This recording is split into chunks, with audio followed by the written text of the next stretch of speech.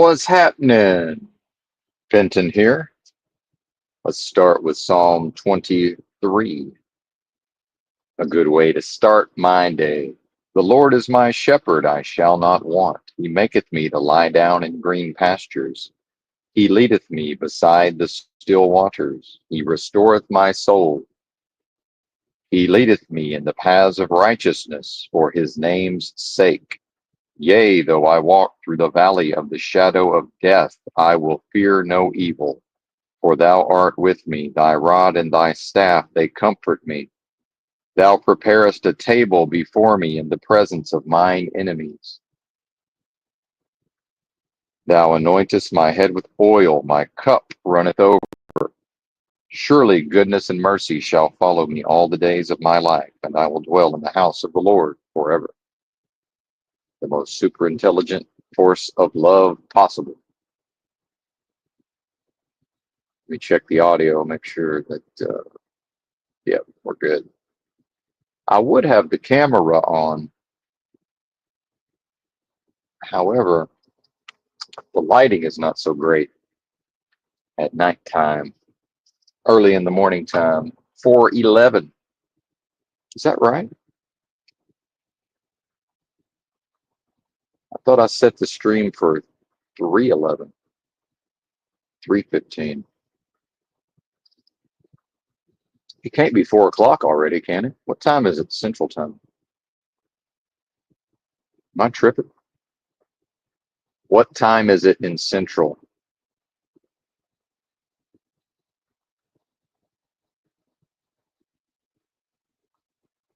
What time is it?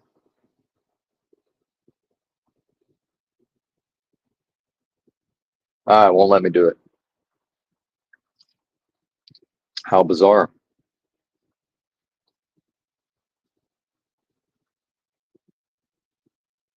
Had fun yesterday afternoon. Did a live stream. Got to hang out. Had a few of the long time uh, listeners and viewers of the channel. And the channel's dying, as we know. Uh, and the channel belongs to this realm of death and destruction, certainly. So I suppose that is appropriate. And reading this Psalm 23, this idea of I will fear no evil, which is interesting because I'm thinking about that I'm not going to be able to start my day as early as normal. We're now going to complain about truck driving while drinking our coffee, which means we shut down later, which means it's much more difficult to, number one, find a parking space and then actually manage to back into the parking space. So that's a good reminder for me to not fear such an arrangement. And the company, shortly before I went to sleep after yesterday's live stream, they changed up my load and put me on a different load. So the one I was supposed to hook up to, so let's back up. Yesterday morning, I drove early in the morning, something like 250 miles, drop and hooked, meaning I dropped my loaded trailer and then hooked up to an empty trailer.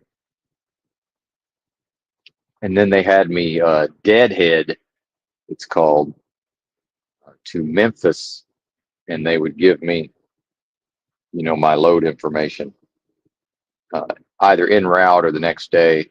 The first time this happened, I was running out of hours and parked like 90 miles east of Memphis, and then, they gave me the load information that afternoon. And this time, because they gave it to me en route, and supposedly the trailer was preloaded, and if you think about tariffs and all of this in the news, this idea of contracts and effectively, what does a contract matter when presumably my trucking company, the one I'm working with, They went out and competed with other trucking companies for the business, meaning the contract to pull this freight. Otherwise, the shipper would be, turning it over to a broker. Uh, and this may be via a broker, actually. I'm not even sure if this is direct. I believe it's direct, though. And, it's probably better for the shipper to potentially pay more money, but not deal with the spot market, which is just, more or less anybody can book the load on these load boards and apps, right? What is it really 4 o'clock? Am I tripping? Oh, never mind. This is my phone that doesn't. Yes, 3:15. My bad. I was looking at the wrong phone. It's tripping me out. And as part of the contract, my company is the one I'm working with. One of their ways to attract drivers, because it is competitive for attracting drivers. There's a lot of there's just turnover is just, virtually all long haul, all companies that employ long haul truck drivers, there's a lot of turnover. And if this gives you any idea, I posted this on one of my favorite channels, Millennial Steam. Even more doomer than me at times, believe it or not. Although I'm not a doomer. I'm not a doomer. Hmm. Man, I've got some heartburn going on. What is this? This is unusual. Rarely have a heartburn. See, that's probably uh, the worry and anxiety and, dare I say, fear of the day to come that I'm not really looking forward to, although I'm way more chill about it than I would be in the past. But let's get back to the topic.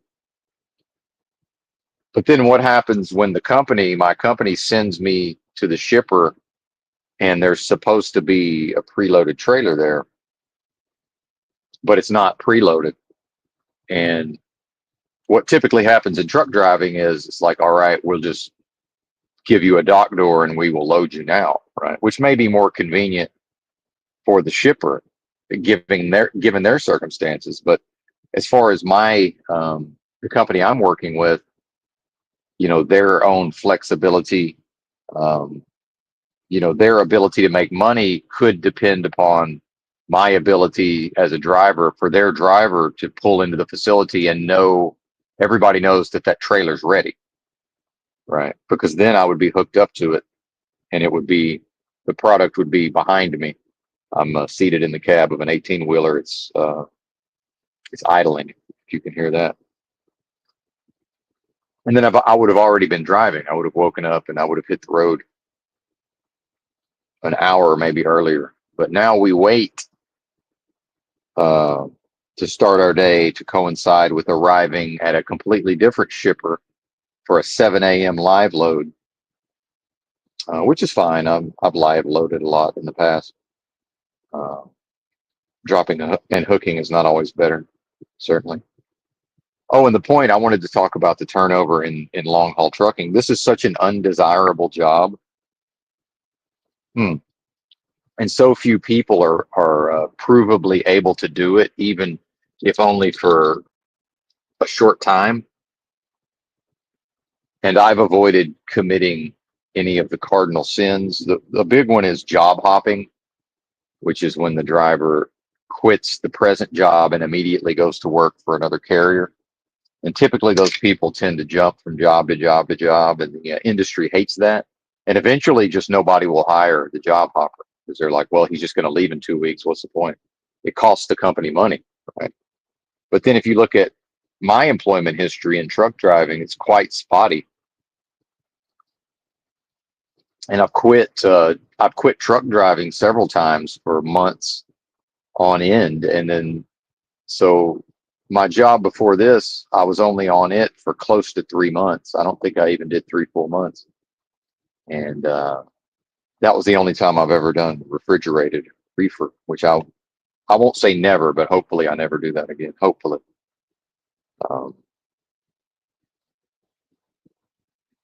So I had a lapse in employment Then I worked almost 3 months. Then I quit for an entire year and had absolutely no problem getting hired to do long haul truck driving. I mean, in the past, when my work history was not this spotty, I had way more options, uh, but got picked up no problem. Um, I think within a day or two of applying electronically via this app and a website called Driver's Pulse, and it has all my employment information and my license and everything about me as a driver. Um, got a job offer. So that's if that tells you anything about truck driving. And in jobs, even if they're low level jobs, like the lady that works at this truck stop, when they hired her, I just went in and got my coffee. When they hired her, I'm sure there was multiple people, vying for that job. She may actually have, networking or have, some sort of ability to, um, with her connections, right, pull some strings just to be able to work a low level job at a truck stop. So if they're hiring people off the street, they're going to want to see a work history. They're going to want to see a stable address history and all of this because of the multiple people that want to do the jobs versus long haul truck driving with the, I think they say it's like 100% turnover. It's just something insane like that. Mm. And I don't mean her job is lower level than mine. I'm really talking about the pay. Uh, Although arguably with the amount of hours I spend on the job, she might make more than me per hour, but my checks are certainly larger than the lady working at the truck stop here in West Memphis, Arkansas, my home state, by the way. I saw Drew was live earlier, and then there was an after show, so not that I expect any size of audience. Shout out to three folks in the house, probably one of which will leave now that they've been recognized.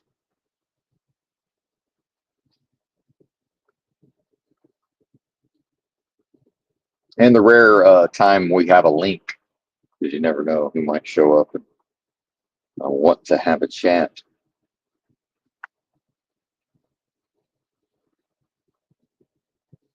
And, refusing to feel sorry for myself. I'm not a victim of truck driving. I chose to return to it. I could have stayed my happy ass in Los Angeles, but I had reasons that we've discussed in the past for returning to truck driving. And in fact, at some point next month, I will be going to Arkansas to renew the tags on my car, um, renew my driver's license as well, my CDL. Maybe we will do better with the camera. I don't know. It's the lighting's it's for backlighting. It's not preferred for such an endeavor. But oh well.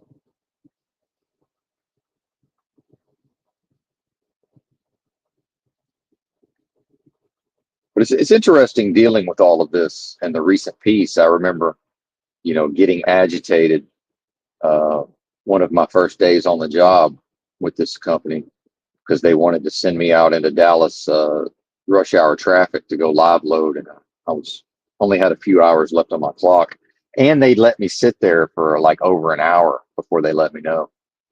Uh, Whereas if they had been on the ball and dispatched me immediately, it would have had plenty of time. So that was another factor, and just the dynamic it's a bad dynamic. Uh, wow, I turned the camera on. They left. Let's turn the camera back off. Um, the dynamic between the driver and the company, especially a new driver, maybe the ones that have been there a long time, have established some version of trust. And, my own failings in networking also play a part. So I was at this shipper yesterday and I begged off of the live load because I had driven 600 miles that day. And as far as I was concerned, after I hooked up to this loaded trailer, my day was done. I was going 8 miles to the truck stop, and that was a wrap. It was a wrap. But it's early in the day, see, and I'm realizing it's just realistically, it's just not going to be possible for me to work my preferred hours of start out, early a.m., 2 a.m., whatever.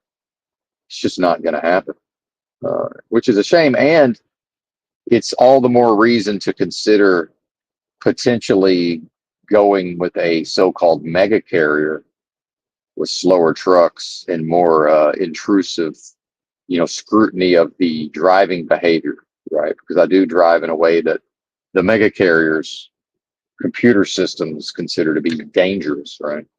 Even though I have an unblemished record and I've proven that I'm able to operate the rig safely. And, our lives have become technology to some extent. And we've talked about the cyborg nature of the human, fully merged with the smartphone and all of this. But it strikes me now that, our lives are lived in many aspects and respects based on technology and now artificial intelligence, whatever that may be. Some may say, well, that's not actually a thing. Either way, whatever is meant when AI is referenced. So the AI, in fact, if I were to return to a mega carrier, I started with Snyder National. And so, for example, they moved to computerized scheduling. I was actually in the beta testing of that. I guess they recognized I have half a brain and probably I could roll with it, because, of course, when a technology is new, there's going to be a lot of problems, of course, generally.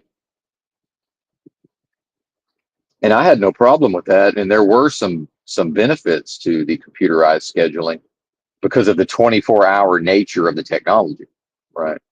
A lot of my challenges with long haul trucking have to do with everybody else who's not driving a truck, unless the shipper or receiver is 24-hour. Even then, the office personnel, they work normal business hours, and they will never, unless they drive a truck, they'll never be able to relate to, somebody like me who naturally wakes up early in the morning. In their world, they want more sleep. Most of them. I worked in an office. I've done white collar office type of work. Had my own office at a certain point in IT, and I would wake up in the morning. I was so unhealthy, living such a bad lifestyle, overweight, obese in my 20s. Not all of it, but part of it. And I remember I would wake up in the morning and the bags under my eyes would be so large and horrible that in the shower I would run cold water directly onto my bags and my eyes. And then at a certain point, I would go to the kitchen for ice cubes, just hold the cube directly onto the bags under my eyes. Right. And I see people sometimes with these bags under their eyes, and it's just, that has to be just a general sign of poor health, right? Because I never have them now, ever, regardless of the amount of sleep.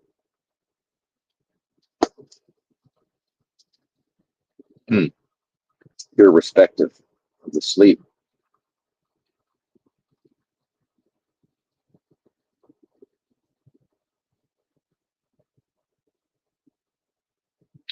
So I can relate to these people, but they're not able to relate to me, right?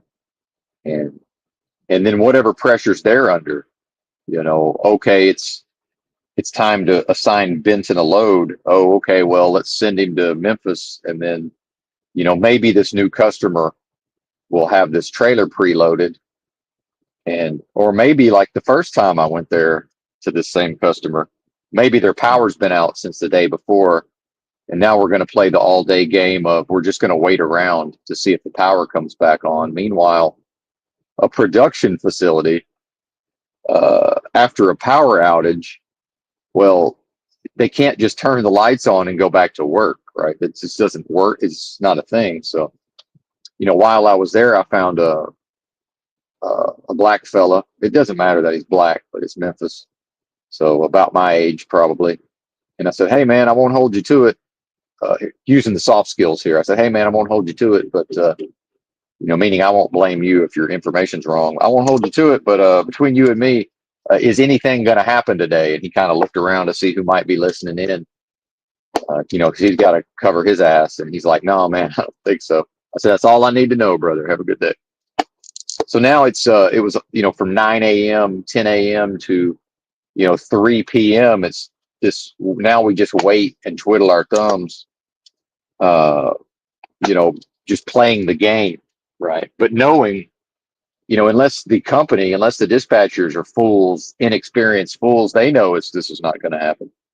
I'm certain enough, I would bet my entire paycheck that it's not going to happen. Well, then Benton goes to the truck stop. Well, then now it's getting to be the end of the day, their day, right? Now it's creeping up on afternoon. They know, and I think they might be on Eastern time. So it's, 3 something my time, 4 something their time. And they are smart enough. They figured out I go to sleep early. So now, the boss or whoever is like, hey, they probably, I'm assuming into the day, they start looking at the unassigned loads. What trucks do we have where that are not under a load or are not going to go pick up a load? Oh, there's new guy Benton. He was supposed to drop and hook and their power's out. Right. Hang on, I'm getting a notification on my other phone, my main phone. Close to hitting what? Oh, 250,000 views. I guess that's all time for the channel.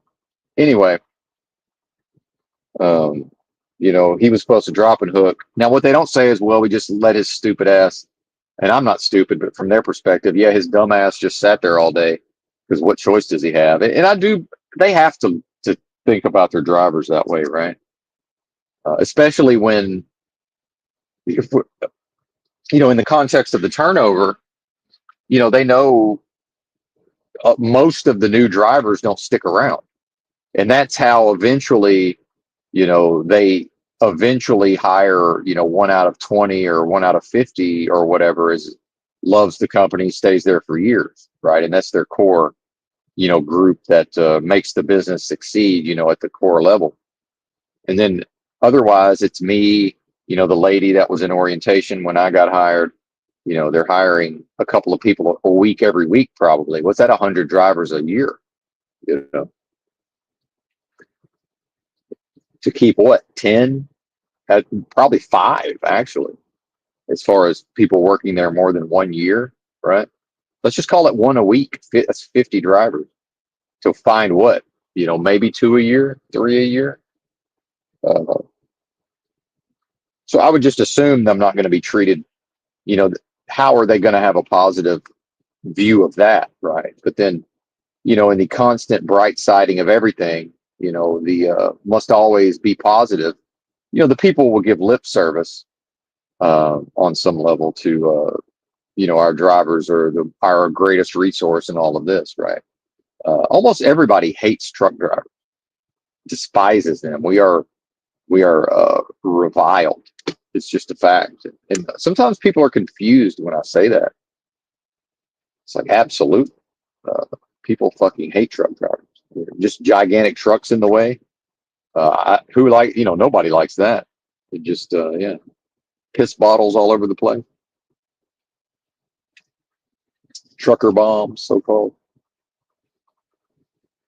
And so, there's old Benton. Well, wait a minute. We got this other customer an hour away, and it's a torrential downpour, right? And it's rush hour traffic in Memphis. This was last week, and we got a load over there. Oh no, it's even worse. Call the broker. Let's call our trusted broker, which are the absolute scum of the earth is brokers. Just complete garbage. So, let's reach out to our broker. Maybe we can, maybe if the planets align, we can actually get Benton under a load today. And then, whoever these dispatchers are, they get bonuses based on my performance and the other driver's performance, right? Whatever these metrics are that the company tracks. And I'm generally good for the bonus, but then probably the manager, I forget what they call these people, but the who's ever's in charge of the dispatchers, his or her bonus is probably in part based upon, you know, uh, making sure everybody's under a load as often as possible. Like that time where the truck just sits somewhere at a truck stop with the no load assigned to the truck, that's going to be viewed very negatively from a business perspective. And so it doesn't cost them anything to hit my phone and text me and say, here's a pickup number, here's the address of where you're picking up, and go for it, little buddy. And I made him call me on the phone and talk me into it. But, at the same time, I wasn't just going to put my foot down and be like, no, I'm not doing that. I try to reserve that, do my best to reserve that for when it's necessary.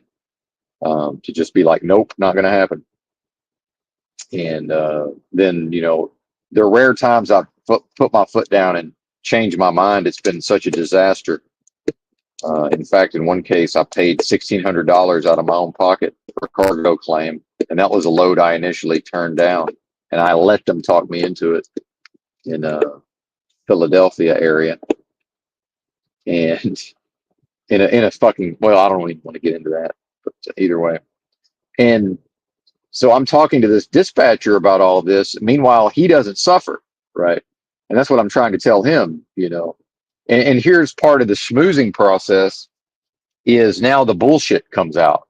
Now and here's the problem with truck drivers. Long haul truck drivers will mostly just do whatever you tell them.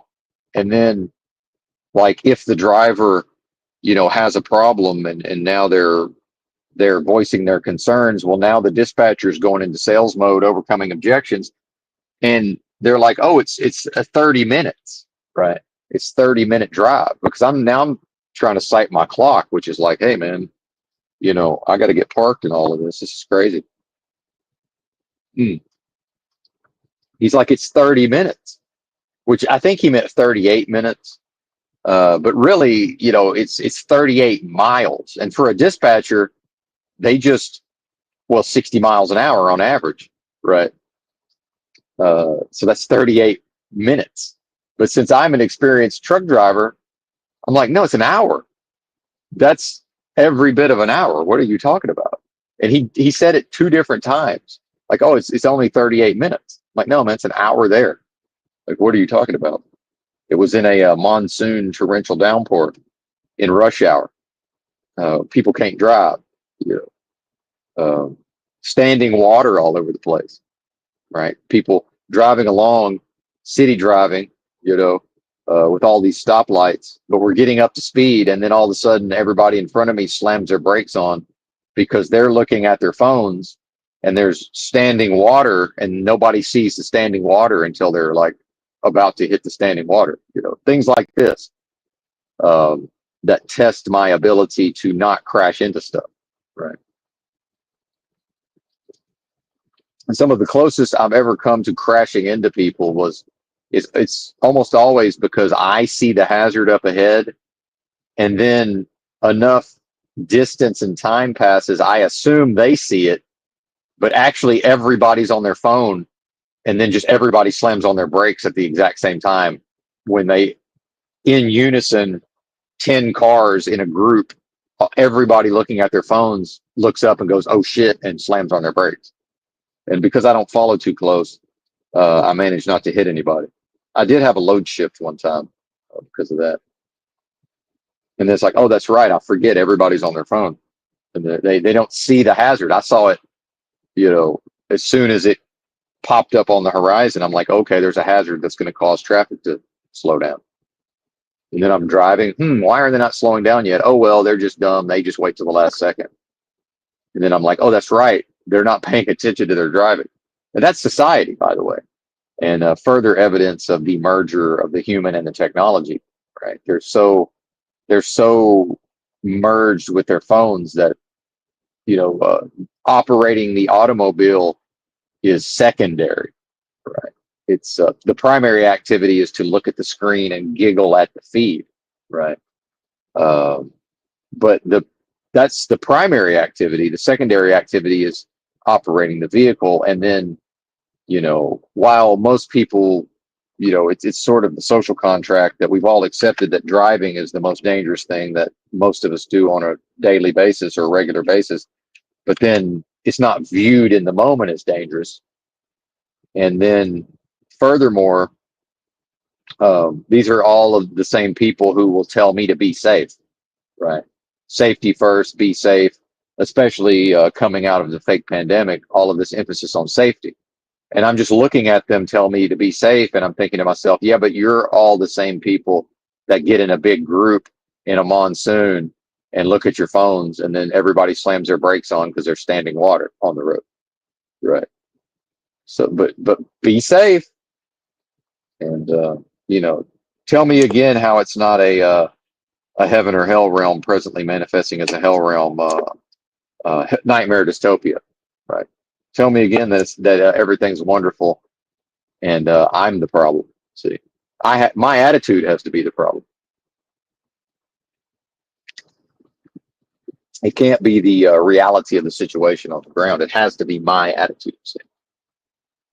That's the only possibility, because it's kill the messenger, and it's people in order to continue to worship consumerism, and that is the national religion is consumerism.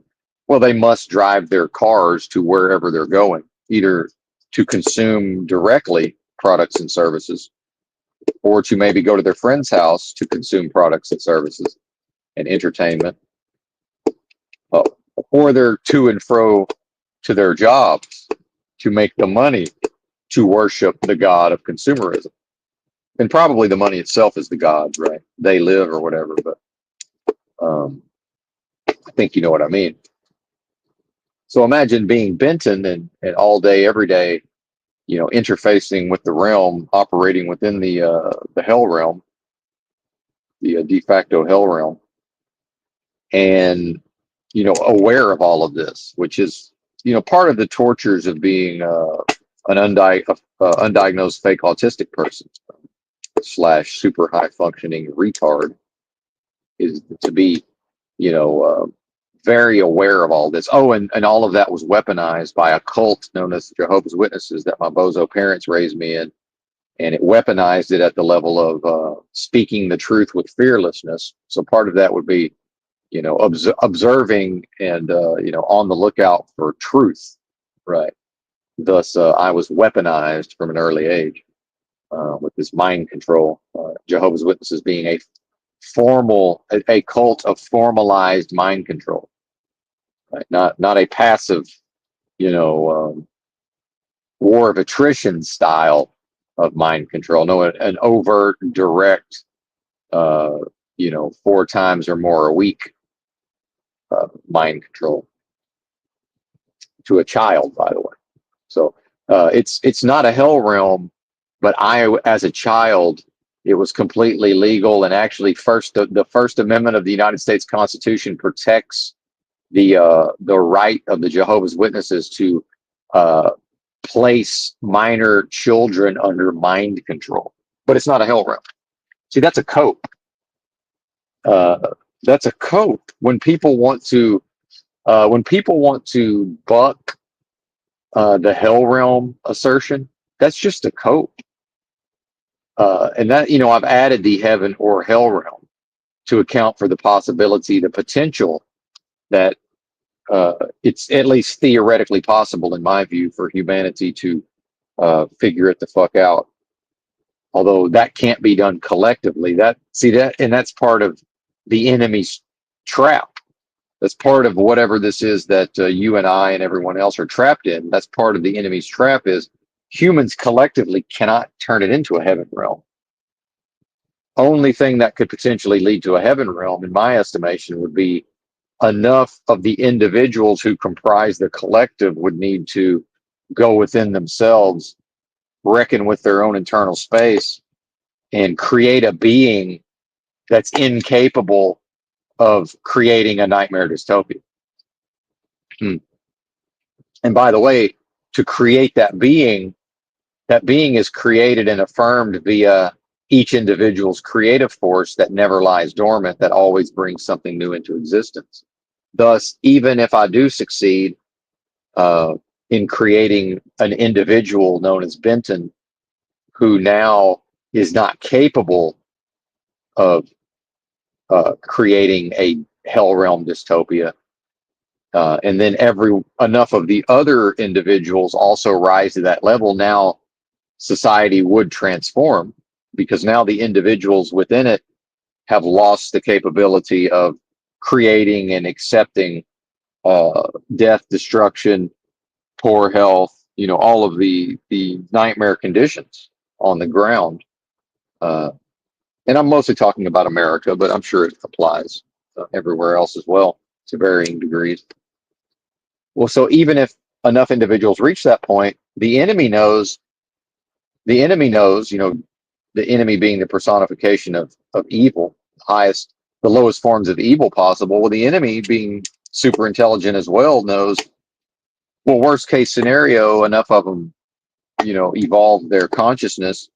But then over time, the enemy knows that the enemy will be able to influence the people who had risen, to such a level.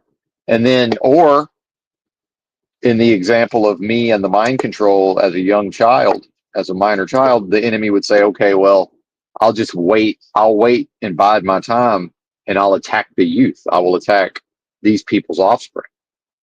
And then pretty soon, what I believe would occur would be a return to more or less the society that you and I are presently experiencing. And this is no accident, in my view. This is, in some way, the way things are. Um, it's by design. We can, it's debatable who or what forces are responsible for the design. And in my estimation, this place is exactly as it's intended to be. Again, with the potential for if enough of which is a huge if enough of the individuals were able to get their shit together. And what do humans do when they want to get their shit together? Well, they go to recovery if they're drug addicts. If they're overweight, they go to Ozempic or Weight Watchers or some sort of group of like-minded fatties, right? Uh, Stomach surgery, bariatric surgery. So everything I'm describing, where does that exist, right? Everything I just described that people do to undergo a transformation or to attempt a transformation, that's all external. All of that, all of that phenomena exists outside of the individual. See? And it's my assertion and my knowing that I can only, again, back to the solipsism, I'm only able to speak to my direct experience. However, in observing other people, I suspect what's true for me is also true for others, in the case that my only power lies within me internally, right? Versus all of those external factors and more that I just mentioned, I have virtually no power externally. Well, what the human is set up to do, and this is psychological, again, the evil, wicked system itself is responsible for the formation of my psychology and yours as well. It in fact invented your psychology, like it or not. That is the reality of the situation. So who is served by humanity directing its energies and its creative force and its ability to take ownership of its life and transform itself? That's all outside. That's all inside the individual. So what benefits the system is to always direct those efforts outwardly. Thus, the older versions of Benton, the earlier versions of Benton was exactly the same. I was, a system person. I was a person of the system, for the system, on behalf of the system, for the system's own purposes, to further perpetuate the system. That was me for damn near the first 30 years of my life. And I'm 50. Right on, brother. I will check out your videos, Jay. I'm on a roll, though. I got to keep trucking.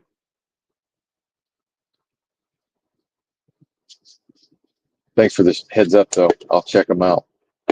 And so the fundamental, what would be required fundamentally, if I look back at my, near 20 years of daily practices to transform myself within myself, based on that being the only area, it's the only physical space in which I have near total power, or the potential for near total power, right? And, one of the very first practices would be let's now take an example. What if, there was to be a person that wanted to learn how to practice like I practice? Well, so the first thing we have to do is I would explain to them this concept of internalization versus an externalization. And I would explain that the power is internal. The system, in order to serve the system, for you to serve the system has created your psychology to where you always direct your efforts externally. And of course, the person won't even believe me. There will be resistance within the individual. The individual will say, well, that can't possibly be true because I'm intelligent, I'm capable, I'm this and I'm that. And I'm here to tell that individual, well, that may or may not be the case, but you believe those things. Number one, if you actually believe what you just told me, why do you believe that? Because now we're actually onto a different topic, which is belief systems and unexamined beliefs, which is actually where I started. It was one of my starting points, was realizing, wow, like, I think I believe this. Why do I think I believe that? But then in examining my actual actions, I said, well, it turns out I believe completely different things, because the actual belief system is what does the person act upon, right? That's what they truly believe is their actions prove their beliefs. So the system, being responsible for the creation of our psychologies individually, in the creation of that psychology,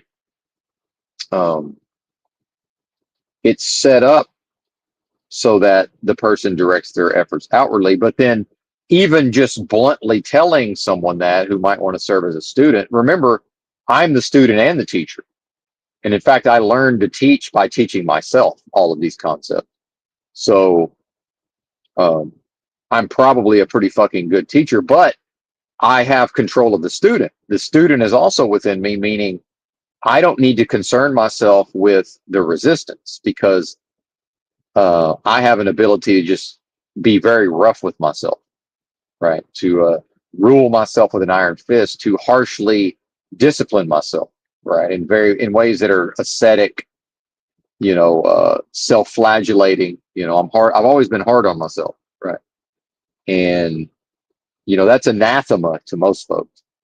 So in this example of attempting to instruct a student, step one would be explaining the internalization versus the externalization. Meanwhile, we haven't even got to the practice yet. So now what is going to prevent the student from practicing? Because remember, the last thing this realm wants is any one of those individuals that I mentioned earlier, the idea that if enough individuals were to go into their internal space, what I refer to as the sphere of influence, if enough individuals were to do that, that would threaten the system. See? And yeah, it seems like a near impossibility, but from the system's perspective, it will still do everything in its power to make sure that an individual transforms themselves in the way that I've transformed myself within myself in my sphere of influence by, radically taking charge of my own personal power, right?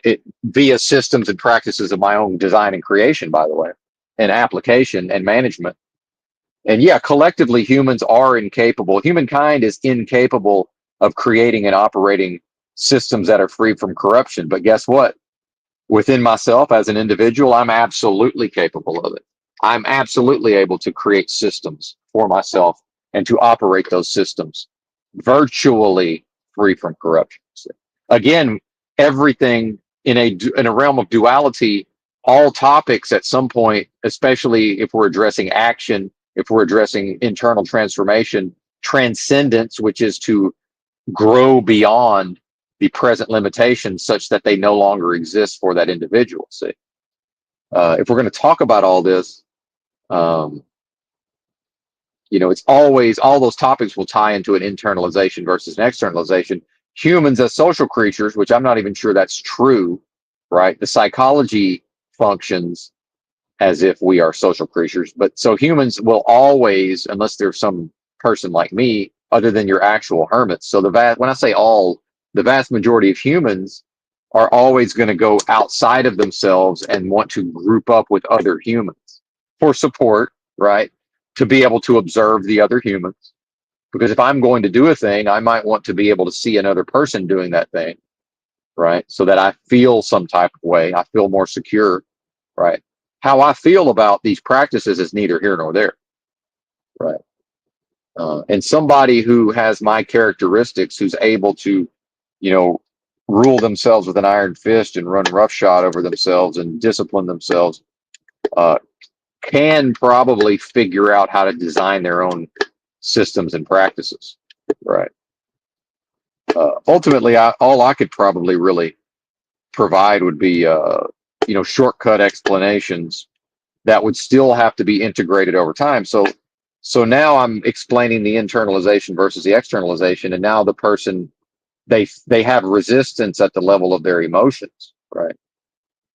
There's resistance at the level of their emotions, but then what also happens is they don't believe me because I have to be wrong. Because one of the most common strategies of the human in order to, because the human just wants status quo. The biology of the human, which includes the mind, by the way, the mind is at least parts of it. I don't want to get into this too far, but it is biological. There are biological functions. The biology always seeks efficiency, right?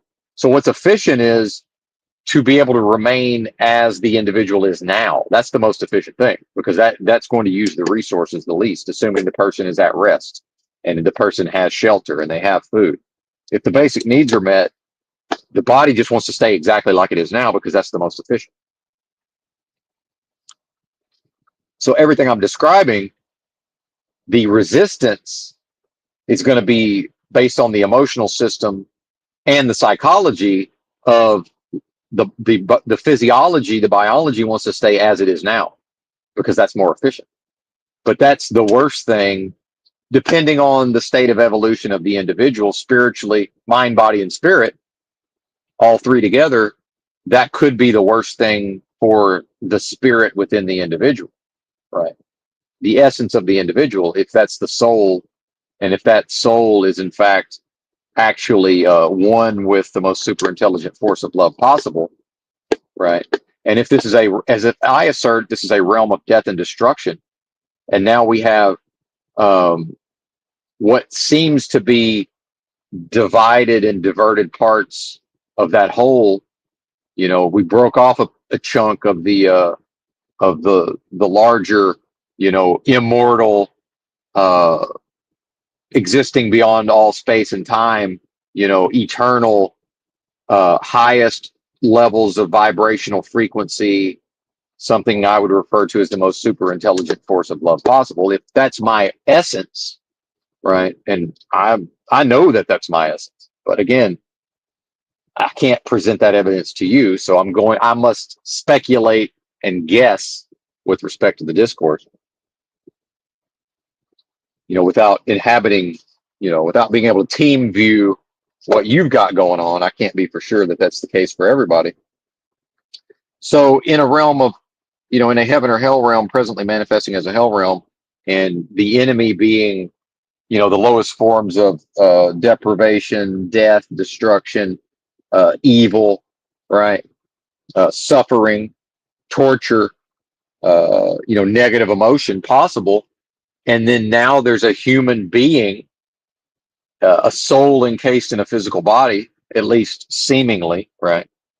Perhaps everything is vibrating energy, and this is our five senses. Our brain decodes reality via the five senses, such that things seem to be solid matter, and all of this doesn't even matter for the purposes of this discussion. But of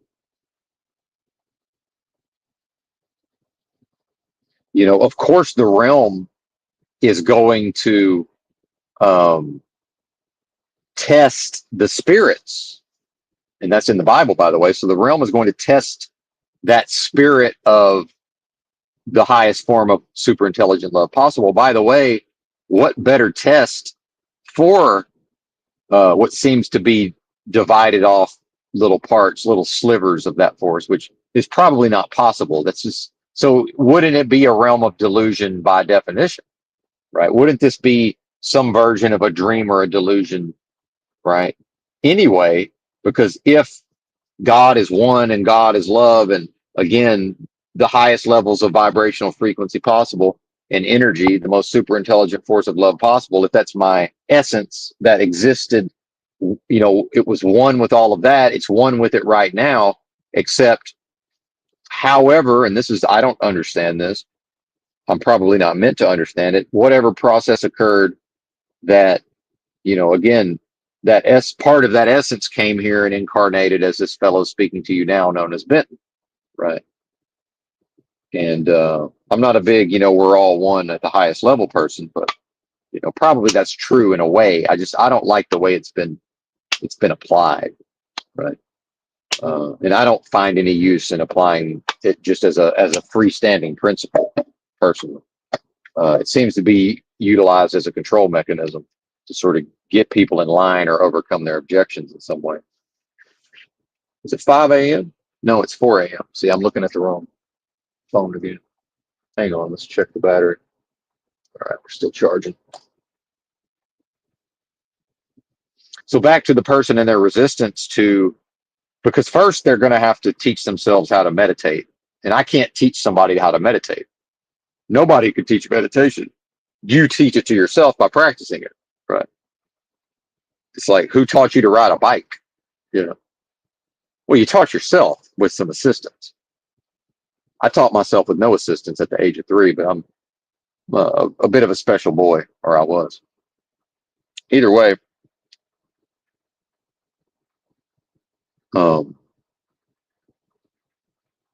and then what is going to be my reward for overcoming their emotional resistance? So the person is going to hear what I'm saying, and why is it going to be rejected? The ideas of internalization versus externalization, and it's in fact serves the realm, and it's the worst thing possible for you if you want to transform yourself within yourself. And the reason why the person's not going to be able to accept this is because advertising and marketing works based on the person's self-image in a realm in which the national religion is consumerism, at least for Americans. And these Americans are worshiping all day, every day at the altar of consumerism via perhaps their god of money. And this marketing sets up a scenario whereby the person is given authority and agency to view themselves as all powerful, all knowing, all seeing, perfect, above reproach, cannot, infallible, based on the products and services that they purchase. So that's where the emotions come into play. It's the disconnect because of the marketing, because the person faced with this truth and reality that I'm dropping on them, they might even intellectually be able to go along with what I'm saying, but then the emotional system is going to rebel and pitch a fit, because much more important to the individual is their place in society, how they're viewed on social media, how their peer groups view them, conformity with peer groups. And one of the worst aspects of social media and smartphones is that now humans have, up to the moment, they're able to check in with their peer groups up to the moment. At any given time, they can immediately view their peer groups and conform to the peer group. In the olden days, I had to wait until the peer group physically assembled. And then now we are observing one another, and then somebody's going to be the leader or the tone setter. Surprise, surprise, it was almost always me. I know y'all find that hard to believe, but and there's going to be some version of sort of everybody's conforming to certain, to these, you know, uh, these principles and cultural. It's mostly cultural stuff, but it's also behavioral, right? And keep everybody in line, right?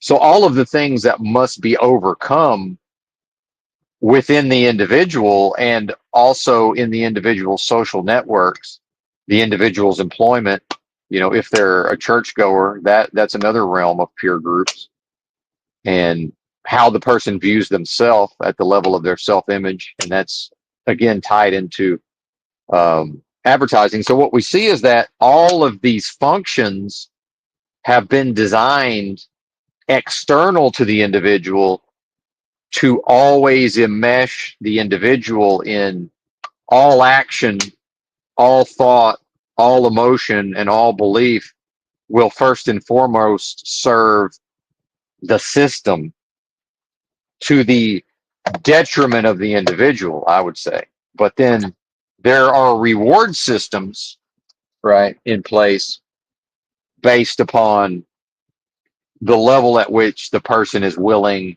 and able to serve whatever purpose the system needs served in a given time. So that's when we go back to the Ozzie and the Harriet, the post-war period, this idea that was when America was great. Look at all these jobs, white picket fences, 2.5 kids. The milkman, was a homeowner and his wife didn't have to have a job. All of these aspects. Yes, and you know why that happened? It did not happen because those were better people. Those were the same people, psychologically. Uh, well, different programming, but the overall those were the same people. Less sophisticated, of course. Less sophisticated. They were not wiser. They were not more moral. They were probably physically healthier, right? So perhaps they were more intelligent in certain ways if their brains were working a little bit better. But no, these were people who were born into a system that designed their psychology, and all of these mechanisms I'm speaking on were acted upon the individuals in the post-war period. But what the system needed to do at the time was it needed to build up America for whatever reason. So in order to do that, all the reward systems were set up to, hey man, go marry this lady, have some kids, and we will provide you with a house, or we will provide you with money for a house. We will provide you with a job to earn the money. We're going to, maybe your job will be in a factory building the cars to get to the job, right? To get from the house to the job.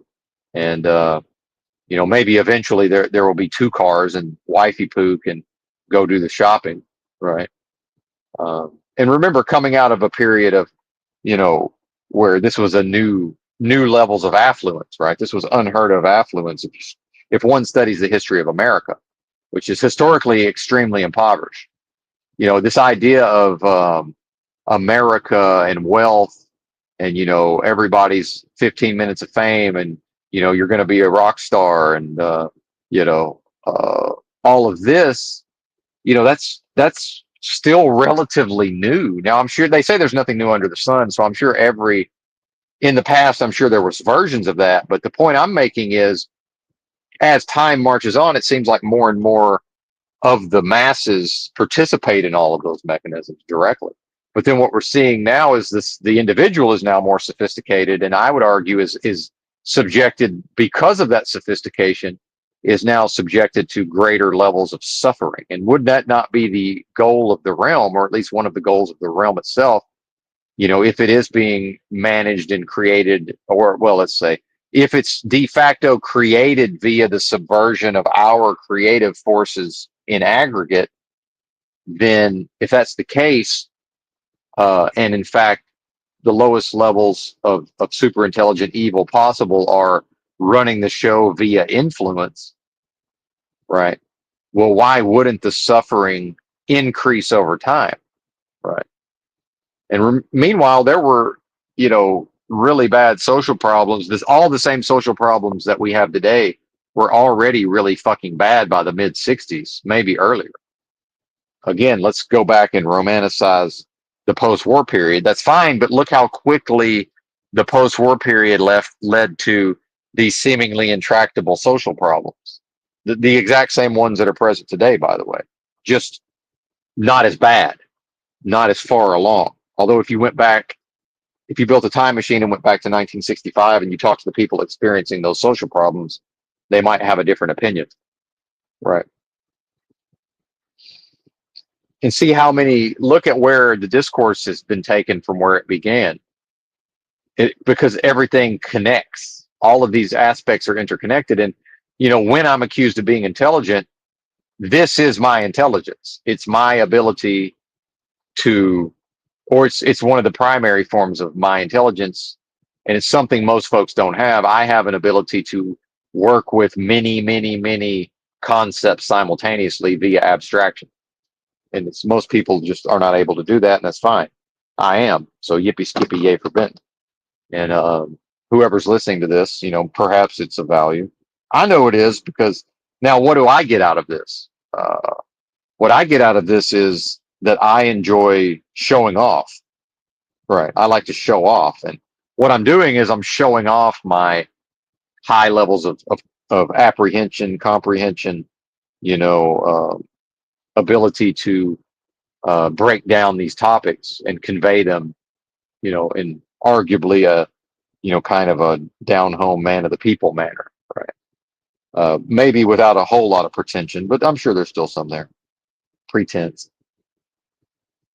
So I'm getting something out of it. And if other people, it's for other people, it's for the listener to, just to discover if any of this is of value to them. And then if it is, to take what they find valuable and leave the rest, which, by the way, is one of the major ways I got to where I am now, was by studying lots of different materials, mostly by reading and just extracting what I intuitively knew. What's up, Chow Fun? What I intuitively knew was going to be valuable to me, whether now or in the future. See, but by being tapped into my intuition. And what is intuition? Intuition is knowledge that is gained outside of logic and reason, and it's always accurate. Always accurate. And I'm very intuitive, thankfully. I'm tapped into my intuition. The realm itself tried to dissuade me from tapping into my intuition by calling it a woman's intuition or a mother's intuition, which fooled me into thinking, well, I can't be intuitive then. I'm not a woman or a mother. It's like, well, actually, sir, not only are you intuitive, you're one of the most intuitive motherfuckers of all time. Yippee skippy yay for Benton.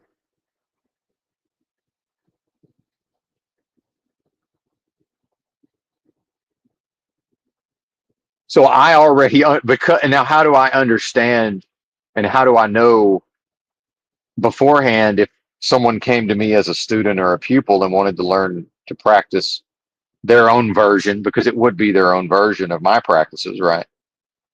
And, under guidance and tutelage, if I was even willing to accept such an arrangement, which I don't know that I would. But see, I'm already prepared to overcome the emotional and psychological resistance, rebellion, and barriers. Why? Because I've done that within myself. I am doing that within myself. I will continue to do that within myself. It's the only way to progress. Or more correctly, progression will be on that path.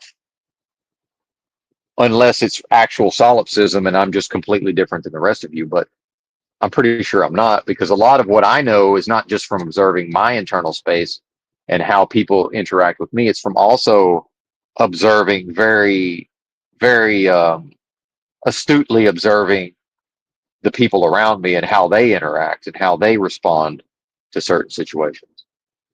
And in fact, I was very unobservant before this, and poker gave me a reason to train myself to become very observant. So when I'm around people, I'm very observant, and I'm taking in a lot of data, right? And a lot of what I'm telling you here is based upon observing other people. So I already know And this is not manifesting. This is a lot of people who think they know what manifesting is. I'm not manifesting a situation by saying, well, when I begin to explain to people, their own belief system, how to examine their belief system, which really is square one, I would say. Well, square zero is meditation. The person is not going to be able to do any of what I'm describing until they teach themselves meditation and practice it regularly. That's step zero. And then we get into, okay, now it's time to examine the internal belief system, which I'm only able to assist with. Ultimately, it's the individual either does all of this for themselves, within themselves, on behalf of themselves, for their own purposes, which is the only way to defeat the system. That's the only mechanism whereby the system can be defeated. The system cannot be defeated with physical means. The system cannot be defeated by protesting. The system cannot be defeated by spreading the word, by, quote, people waking up, which is not even a thing. I can explain that as well. It's no such fucking animal. It does not exist in the way people would like to think it exists.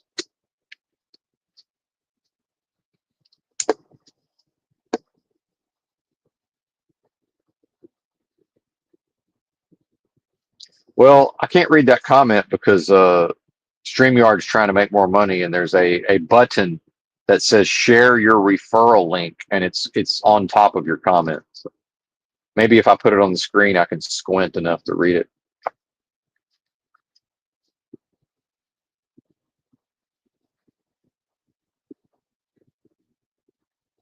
Oh, that's funny. Well, you're making jokes. I like that. I like that. A little levity and humor is, but let's not distract from the lesson here, if that's what this is. Hold on, let me rinse out my mouth, get the coffee off my teeth. Mm.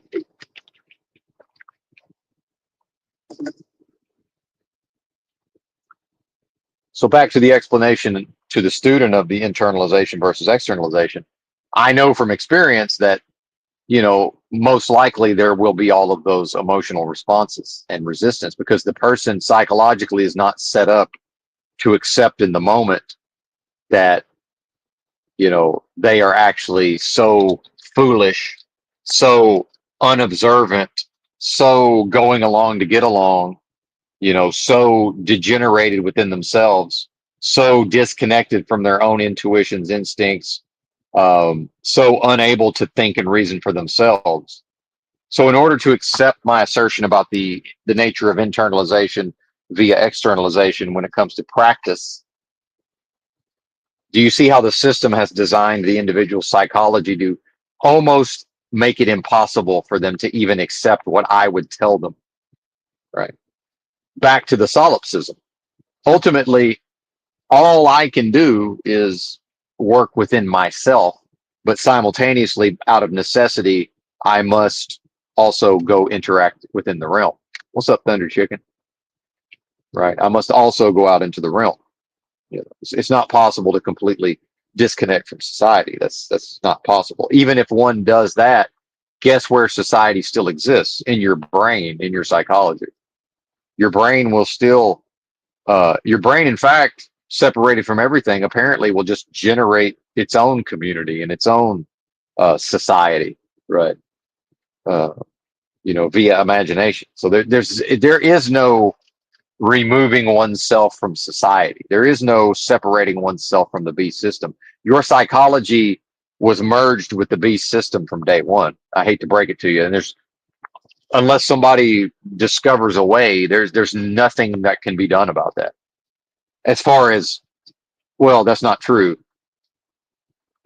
See, I'm speaking incorrectly. My apologies. It is possible for the individual to claim victory over that psychology, but only via transcending it, because it is a limitation. That psychology is a limitation. Now, the realm itself is a limitation, which is why my day is going to be structured around truck driving and dealing with certain aspects of life that I would prefer not to deal with. Guess what? That's a preference, you know. And this is where I'll sound, it's going to sound like I'm having a pity party, but if I'm not, I've fully accepted this. But I'm not wounded or victimizing myself. But in reality, my usefulness to this realm, if one is foolish enough to believe that this realm exists to serve us humans, right? Because I'm and again, back to the belief system, I'm convinced that's what most people believe. And that's why most people have such, that's another reason, not the reason, but it's another reason for a lot of the, or it's a justification for the resistance to a lot of these ideas. It's a justification for a lot of the resistance to these ideas. Um, is because, well, of course, America as a country is here to serve the people, and I'm the people. I'm one of the people. So the government's here to serve me. The police are here to serve and protect me. The corporations are here to provide products and services for me. It's like, no, absolutely not. That's all here to serve what? This kingdom of things, and the one who, at least for now, has control of it. And if that's a discrete being, I would call that Satan. Or we can just say, well, the lowest forms of depravity, destruction, death, suffering, torture, all negativity possible. That's what's running the motherfucking show, right? And how is it running the show? Again, by the people allowing their creative force that never lies dormant to be subverted into serving death, destruction, depravity, suffering, evil, and all of that. And that's what is happening here. That is the spiritual war. So then love comes to town, right? When love comes to town, I'm going to jump that train, right? I like that song, U2 and BB King. When love comes to town, meaning a human being passes through the mother, the womb, another word for matrix, by the way. When a new life, a new biological life enters the realm via a womb and inserted into what is often referred to as this matrix, right? That's love coming to town, because what is that? Well, within that human, most likely, again, I can't be sure, but I'm almost certain. Well, that's a divided off part of the most super intelligent force of love possible, aka the soul, which is probably not even divisible. But then, in a realm of delusion, now at least the being somehow, some way, I don't understand the mechanism. I'm probably not meant to understand it. Certainly not intelligent enough to consider it much more fully than what I'm talking about here. But uh, you know,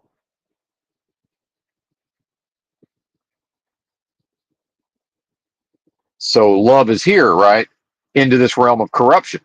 And then what happens to virtually every one of those new lives? Again, the child being spiritually perfect and innocent. What happens? This realm immediately begins the process of formulating the psychology to serve the system at the detriment of the individual, right? And also begins the process of corrupting the most super intelligent force of love possible, which, by the way, is incorruptible.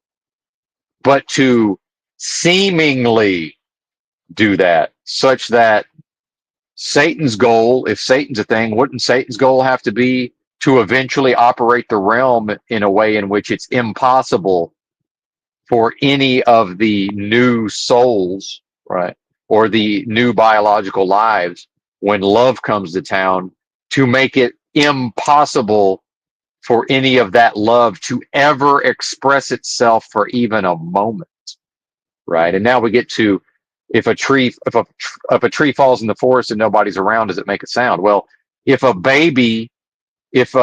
love comes to town, in a factory with robots and AI in some form of an incubator, right?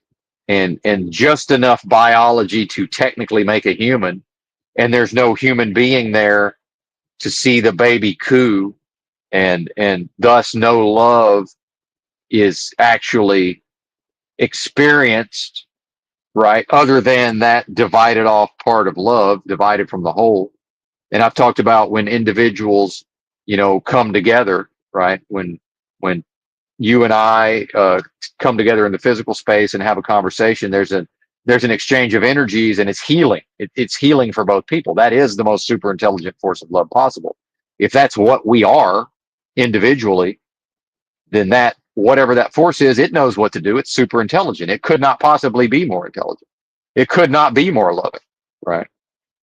So what about when happens when the realm is full Skynet enough that each new life is born completely in a sterilized environment with just the right germs for the body to continue to live, and then just goes into some version of one of those tanks from the Matrix. And then the consciousness only exists in, the Matrix. Now it's the Matrix movie, and by the way, my life could be that. Your life could be that. I don't think it is. But then at what point would Satan then be able to appeal via legalese and say, well, hey, most super intelligent force of love possible, it turns out you're not what you claim to be, right? Now, what would the most super intelligent force of, and again, this is a thought experiment. I'm not speaking for God. I'm using my own human consciousness to just make some extrapolations. So if I'm one with the most super intelligent force of love possible, well, presented with that problem, I would say, well, that's not possible. I would say, if I am what I claim to be, and I know that I am, do your worst, because everything that's not the most super intelligent force of love possible is not going to survive this anyway. In the final analysis, that's all that will be left. That's all that is. The I am. I am that force. Meaning everything about Benton that's not that force is dead. Meaning it's going to pass away. The physical body's going back to the dirt. When this life ends, as far as I know, the consciousness stops. But who knows? I don't know. Maybe the consciousness just goes back into, maybe it gets folded back in, and which is awareness, by the way. Maybe the awareness just gets folded back into the overarching super intelligent force of love, the highest level possible. I don't know. I'm not meant to know. Actually, part of the fun is that I don't know. It's part of the fun here, right? So, if I tap into myself and I believe that I'm tapping into that force, and I respond the way that force would respond, that force can't fear what I'm describing. See, the most super intelligent force of love possible can't fear the worst forms of evil, which is probably it's probably part of the reason that this is even possible, right? So what if there's a form of intelligence that scrutinizes and comes to observe and understand the nature of the most super intelligent force of love possible, then is able to, with conscious awareness, scrutinize itself and then discover, well, I'm the antithesis. Whatever I am is aligned with the antithesis, because evils only exist in relation to the most super intelligent force of love possible, the light, right? The darkness only exists in relation to the light. The light does not exist in relation to the darkness. The darkness is the absence of light. See, evil does, it's the same way with good and evil. See, it's the same way with good and evil. So is evil merely the conscious awareness of being the antithesis of the highest levels of vibrational frequency possible, the most super intelligent force of love possible? Is that what evil is? Is that what death is? Is that what, decadence is, depravity, suffering? See, I can't suffer here when I go into myself and I connect with my essence. I can't suffer. So today, and back to the reading when I read Psalm 23, even though it's not seemingly up to me, my experience is experiencing the valley of the shadow of death. That's the experience that I'm having, and it's probably the experience you're having, even if you're not willing to face that within yourself. Perhaps you're deluding yourself. But that's the I will fear no evil part. I will fear no evil if I tap into my true essence inside of myself, because my true essence is not capable of fearing evil. In fact, my true essence is not capable of fear of any type. My nature, my essence cannot experience fear. So then how is the being experiencing fear? Via this psychology, via this biology, via delusion, right? via confusion, via misunderstandings, right? So I have nothing to fear. And in fact, I am cared for. I'm sitting in a big rig with plenty of fuel. And if it needs more fuel, I have a fuel card and I have access to a fuel card. I'm able to drive across the street and fuel the rig if need be. And see, I'm victimizing myself. I'm martyring myself. I'm making my life hard. The trucking company is not making my life hard. The way that corporations operate in America is not making my life hard. Because worst case scenario, I just retreat to my home in this truck, right? And if I manage my affairs properly, there's always fuel in it. The air conditioner still works for now. The heater works. When there's torrential downpours, I'm protected from that. The physical body's protected from that. Now, ultimately, I can't even fear, a harsh winter. I can't fear a blazing sun. Right now, the body has built into its survival mechanisms.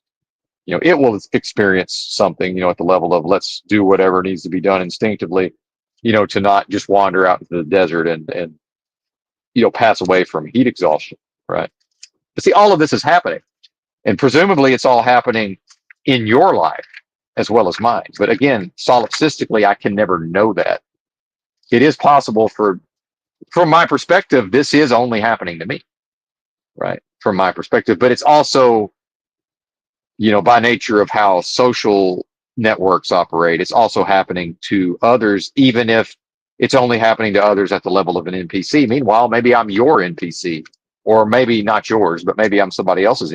I'm sure I'm somebody else's NPC at times, right?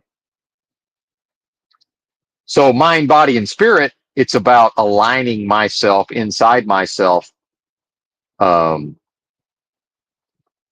with my true nature. And other than, karmically not, if karma is a thing, other than, avoiding incorrect action and harming others, there's actually nothing for me to do here now, other than if the most super intelligent force of love has a mission for me. And perhaps it does, and perhaps this is that mission. I don't know. I don't believe I'm meant to know. Like I say, that's the business of the most super intelligent force of love possible. It's really not my business, right? It's really not my business. Thank you, Evac. Much appreciated. I believe I'm getting compliments on yesterday's stream. Thank you, sir. I think this one's turning out. I'm turning out to like this one, actually. Now I'm looking at the clock, but I got time. See, and I could have gone into some version of a shame spiral yesterday when I was assigned this load, because the way my mind works is I immediately. So part of me being able to expertly assess the weaknesses in a given system is, well, when the load is presented to me, that represents a system, and immediately my mind goes to the weak points of the system. And in this case, the weak points are all the things, from my perspective, are all the things that I would prefer not to deal with, right? At the level of what? My own psychology, my own emotional system, in the ways that psychology and that emotional system has been set up to serve the system. See? So to do what? Well, probably to generate negative emotion, probably to at least by proxy appear to cause the most super intelligent force of love possible to experience states that in fact it's not capable of experiencing. Right. Again, everything in this realm that is not the most super intelligent force of love possible is already destined for the scrap heap. Your family is destined for the scrap heap, except for the aspects of your family that are aligned with the most super intelligent force of love possible. Everything else about them passes away. Their histories, their biographies, what they did, as children, as young people, what they accomplished in this world, what is even achievable here, right? If the being aligns itself inside itself in the moments in which I align myself with my true nature, mind, body, and spirit within my own space, my own sphere of influence, what is there to be done? I am that force. What does that force do? That force doesn't worry. That force is incapable of worry. That force does not experience guilt. It's not racked with guilt. That force can't experience guilt. See, that force is not anxious about today's truck driving because that force can't be anxious about today's truck driving. Right. It's only the human psychology, the you know, all of these systems set up within the human consciousness to serve the system for the system's purpose. And what is the system's purpose? The system's purpose is to eventually create a state in which the enemy, which is the antithesis of the most super intelligent force of love possible, can via legalese appeal to whatever authority is there to be appealed to and say, well, actually, it's not the most super intelligent force of love possible. Because look at what I've done, right? And then what would that be? That would be Satan or Lucifer or the personification of evil being able to point at what would otherwise be the greatest power possible, the greatest power accessible and known, and say, I'm greater even than that. I'm more cunning and intelligent even than that. And in fact, I'm so instinctive and intuitive that I knew from day one that super intelligent force of love wasn't quite what it was cracked up to be. Because I'm its antithesis. I'm its kryptonite, right? And in some way, it's the book of Job, right? In some way, it's the book of Job where the most super intelligent force of love possible had a conversation with its antithesis, in this case, Satan, in the book of Job, and the most super intelligent force of love not being able to fear, right, or to even concern itself with the suffering of Job, by the way. Now, can it see Job and again, I can't speak for that force, but can it speak out of, can it observe Job's suffering? Is it going to feel some type of way? Well, I would assume so. If it was up to the most super intelligent force of love, would Job have ever suffered in the first place? Surely not. But now the antithesis of the most super intelligent force of love is seemingly, working with those energies in reverse and saying, well, of course, Job praises you. Look what you've done in his life. He has not a care in the world. Let me have a shot at him. Right now, meanwhile, this is only after the most super intelligent force of love possible said, have you considered my servant Job? After the antithesis came and said, when asked, what are you doing, antithesis? The antithesis says, oh, you know me and how I do it, roaming to and fro, seeking whom I may devour. And the most super intelligent force of love possible said, have you considered my servant Job? Because how can the most super intelligent force of love possible fear the attacks of the enemy? And if the most super intelligent force of love possible knows that Job is tapped in to Job's essence, which is the most super intelligent force of love possible, well, what's there to worry about intellectually? So yeah, have at him. And then so the antithesis says, well, remove that hedge of protection and he'll curse you to your face, right? Well, this most super intelligent force of love possible can't fear that. And in fact would say, well, actually, that's not even possible. So go for it. And is that not some version of a allegory or metaphor for what's happening to all of us in this place? Now, some may say, well, what do you mean? I'm not blessed above everybody else like Job. I don't know. Are you sure that you're not? As far as I can tell, my life is all blessings. And that the suffering and the death and the destruction, although I've not experienced death in my life, but all of these suffering and struggle and strife and anxieties and worry and guilt and all of this, which I don't experience a lot of guilt either, but guess who created all of that? I made all of that. See, so it is all blessings, because at the end of the day, all that exists for me is blessings, meaning my essence is blessing. My essence doesn't know how to do anything other than bless. The antithesis of my essence doesn't know how to do anything other than punish and curse. It's all it knows how to do. And to use intellect and appeals to legalese to justify its own destruction, which is, by the way, that's what this realm is. Are you seeing what the government does? Are you seeing what the corporations are doing?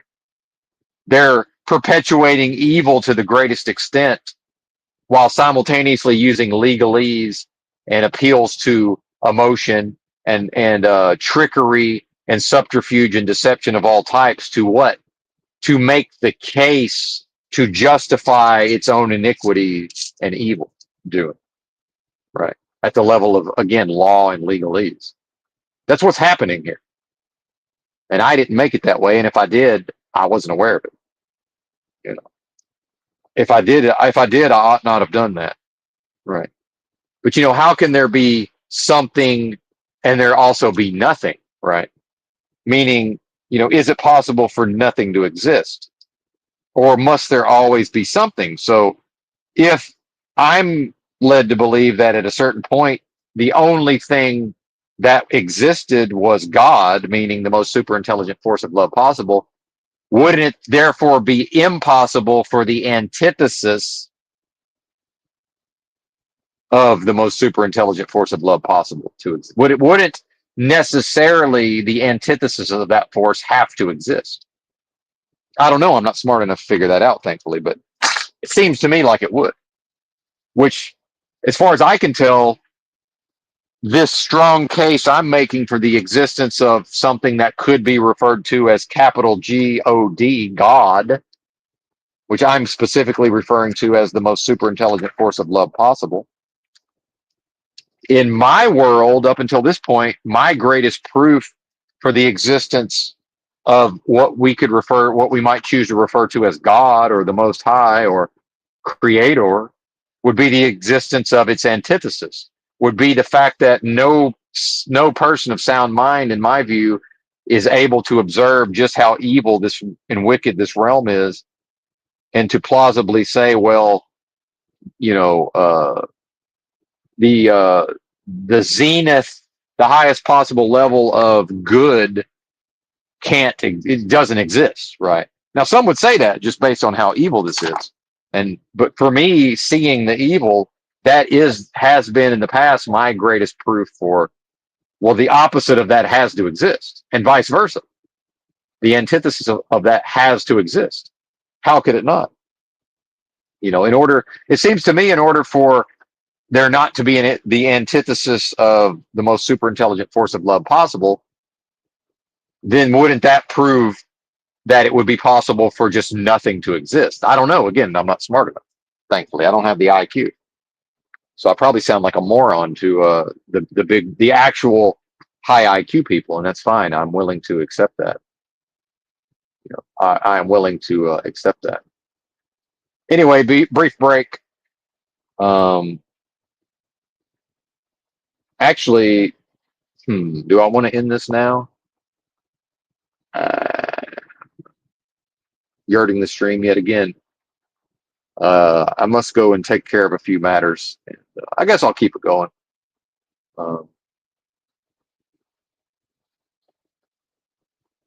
See, I'm indecisive in this moment. I think that's enough for today, actually. If y'all know anybody that's interested in this type of discourse, please spread the word. And I may come back after this. I still have some things on my mind that have more to do with me as a person than whatever this discourse has been. But if y'all know anybody that's into this type of material, maybe send them my way and just say, hey, when he's just talking about his life, maybe just don't tune in for that. But occasionally he gets on, regularly, he gets on, these fairly deep discourses on the nature of what's happening. And more importantly, what is possible within the individual, the transcendent potential of the individual. And that gets me excited because, I am that transcendent potential of this individual speaking to you named Benton. All right. Thanks for watching. Perhaps we'll be back shortly. Bye.